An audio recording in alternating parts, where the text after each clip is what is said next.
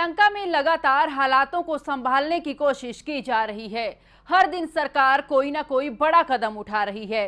श्रीलंका के राष्ट्रपति गोटाबाया ने प्रधानमंत्री रानिल विक्रमसिंघे को वित्त मंत्री नियुक्त किया है।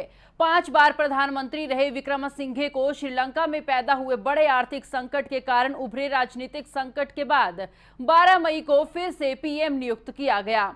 उन्होंने पूर्व प्रधानमंत्री महिंदा राजपक्षे का स्थान लिया। अब बड़ा सवाल ये उठ रहा है कि क्या आखिर अब इस बिगड़ी अर्थव्यवस्था को पटरी पर कैसे लाया जाए।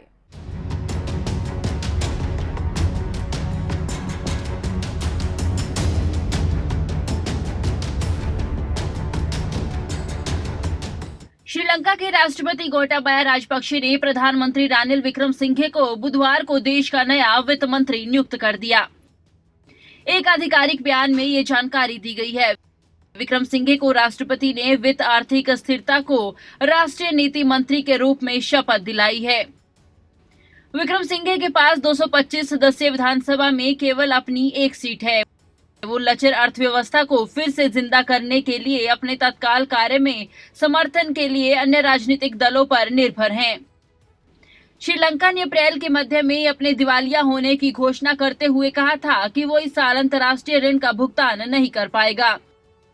देश ने आर्थिक मदद के लिए अंतर्राष्ट्रीय मुद्रा कोष से बात शुरू की है।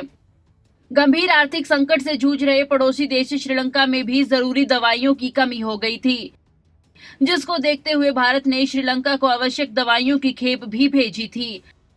आपको बता दें कि दुनिया में कोरोना महामारी संकट के समय से ही श्रीलंका की अर्थव्यवस्था में लगातार गिरावट आनी शुरू हो गई थी।